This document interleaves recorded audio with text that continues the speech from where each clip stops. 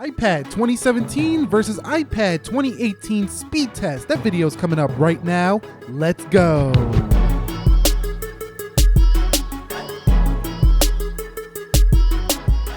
So what is up, guys? Nick here, helping you to master your technology. Welcome to my iPad 2017. That's the silver one here on the left versus iPad 2018. That's this copper gold color here on the right. Now this video comes from popular request. Many people wanted to see if it actually performs at all better. So we're going to begin this test with a boot up in 3, 2, and let's go and see which one actually can boot up first. We do have the A9 on the left, the A10 on the right. Now the A10 should be substantially better on paper, but will it be better in the real world? We're going to see right here. So we're beginning with a boot up test. I have tested these before this video actually started, and I found that the iPad 10 point, or this one right here, the A10 Fusion, was a little bit better when it comes to app speed, but you can see the older model actually boot up first over the newer model. So the A9 is still a strong CPU, and if you could find this one on discount, it's going to be a good deal. Quickly confirming, both are running iOS 11.3, the latest official software. All right, so we're going to go ahead and do a fingerprint scanner speed test, see which one is a little bit faster or if they're exactly the same. So 3, 2, and 1. And you could see it looked like the left was faster. Let's go ahead and do that one more time just to see if it's human error. 3, 2, and 1. And no, it's actually the left that's a little faster. So the older iPad looks a little bit quicker. I put that on the same time. So I put my finger on there at the same exact time. And you could see, no, every time it seems like the Apple A9 on the left's a little bit faster on the fingerprint. And one last time for good measure, 3, 2, 1. And you could see it's the Apple A9 that has the faster fingerprint on the left here. Okay guys, so you can see everything is closed out on both iPads. Let's begin the application speed test. We're gonna begin this test with calendar. 3, 2, and 1. And you can see that is the right. Coming home, let's go into clock. 3, 2, 1. And that is the right slightly. Let's go into the Snapchat. 3, 2, 1. And this one goes to the left on the Apple A9. Let's go over here on the Instagram. 3, 2, 1. And you could see, wow, that was about even on performance there. Let's go into YouTube, and you can see YouTube opens first on the right, and then on the left, scrolling about the same on the scrolling. Looks like there's a little faster of a load time on the A10. It looks like this takes just slightly longer to load the feed. So let's go into Amazon. 3, 2, 1. And you can see Amazon opens first on the right. So iPad from 2018 looking good so far. eBay, and you could see eBay definitely on the right. Well, then again, you could say that the iPad from last year actually won the boot up and the fingerprint. So on the left, you can see for Geekbench, there's the A9 again. So I'm seeing so far that the performance gains are not really existent. There's not really any performance gains here on a newer iPad, even though it has the A10. So you can see right there, there is the Microsoft Word. Let's go into Docs. And these are some applications students might use: Google Docs, Microsoft Word. That looked like it was the right. You had to see that from the sign-in button, which one actually opened first. Let's go into the Netflix. And you can see Netflix is opened on the, wow, I think that was the left, maybe slightly. Let's go into OfferUp. 3, 2, 1. And OfferUp opens first here on the right. Scrolling about the same on both. Let's go down here back to the dead trigger. Now we're getting into some games. 3, 2, 1, and see which one can actually open up dead trigger first here.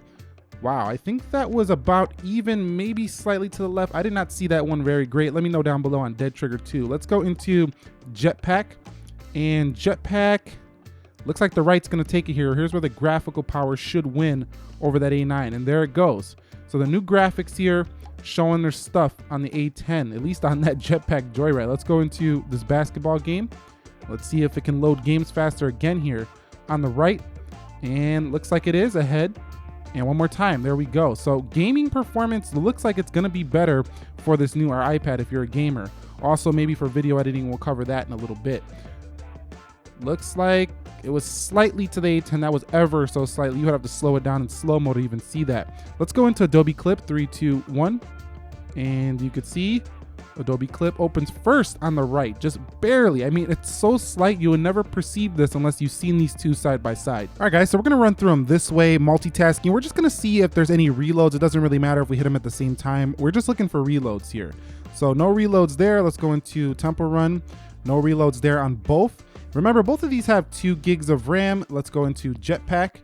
You can see Jetpack about the same. It looked like Basketball Stars had to reload because the Wi-Fi based game. Let's go into Dead Trigger and nothing there.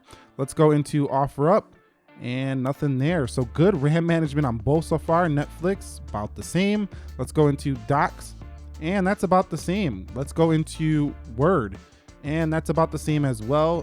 Geekbench and Geekbench again. So look at this performance. I mean, it's identical. You're literally only trading probably just for that Apple Pencil here, because that A10, while it is nice on paper to know you have an A10, there's a reload right there.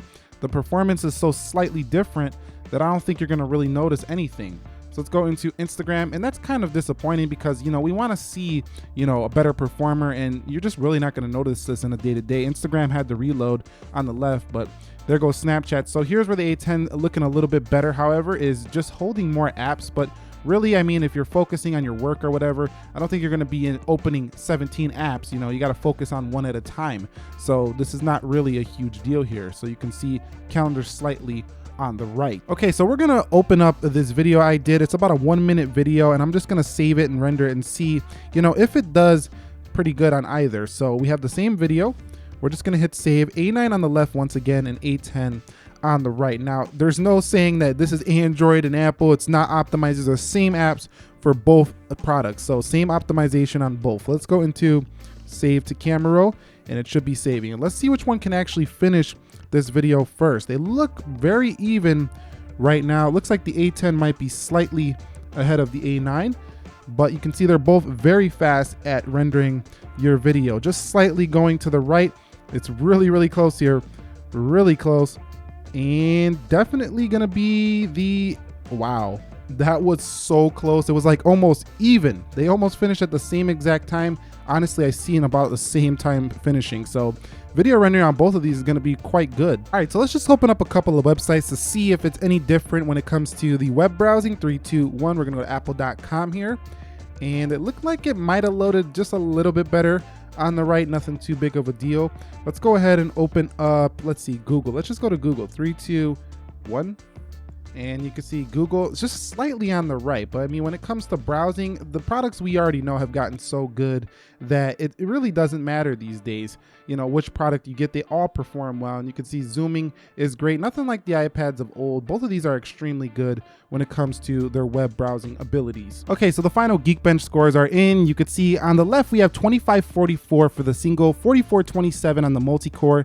And over here on the right, 3527 for the single and 5933 for the multi. Now, what does this mean in the real world? Well, it basically means nada. It means nothing, because you've seen in the day-to-day, it's imperceivable, the speed differences, unless you have these side by side. The human eye would never see the differences, and most people wouldn't see them differences even in looking at this video. So basically, you know, these are the same performing type iPads. Scrolling and everything is very on point. You're never going to notice a difference. The only thing you're going to notice is an Apple Pencil if you do decide to purchase one. But some things I don't think many people are mentioning about this iPad is you have to think about the fact that if you want the more higher capacity model and an Apple Pencil, you're pushing over $500 for an iPad. You can find a used 12.9 Pro from, 2016 for about the same price, and it's gonna give you a 12.9 inch display. Also, at that price, you're already getting near iPad Pro 10.5 territory. If you find those on sale, you can sometimes find them in the $600 range. So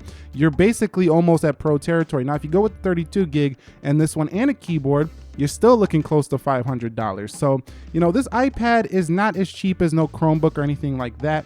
And I would argue it's not even as cheap as last year's iPad, because the whole incentive here to buy this new one is the Pencil, which is more than buying last year's iPad, which didn't have pencil support altogether. But at the end of the day, last year's iPad was actually cheaper. Now, I know a lot of people are gonna argue, well, that educational discount will still, most of the educational discount is only gonna apply to teachers and students. We're talking mainstream consumers, everyone here. Then you have to ask yourself, because some people told me, hey man, like I really wanna try that Apple Pencil. It's really cool to have a cheaper iPad with an Apple Pencil, which is cool. But at the same time, you have to ask yourself, how much are you gonna use this? Because I bought this thing and I really do like to draw and stuff, but I found drawing on an iPad is not like drawing on paper with a real pencil. It's got nice latency, but it's still a digital tool. It's very fun, but are you serious about drawing? Are you artistic like that? Do you really draw a lot?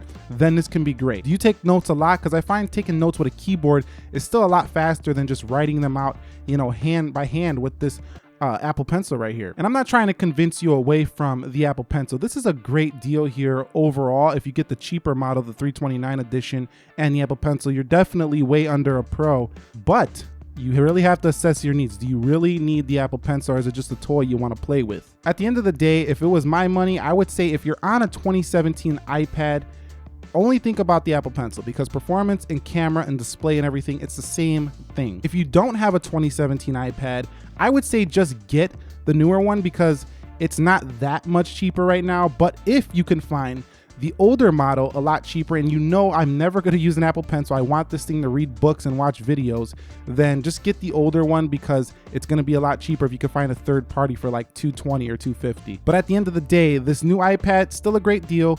Last iPad, also still a great deal. Both of them are good values. Any questions, comments, concerns, drop them down below in the comment section of this video. If you found this video helpful, enjoyable, also do me a favor and click that like button for me. Make sure you have notifications turned on to not miss any of my upcoming content. Nick here, helping you to master your technology. Be sure to be well. I will catch you all in the next episode, and peace.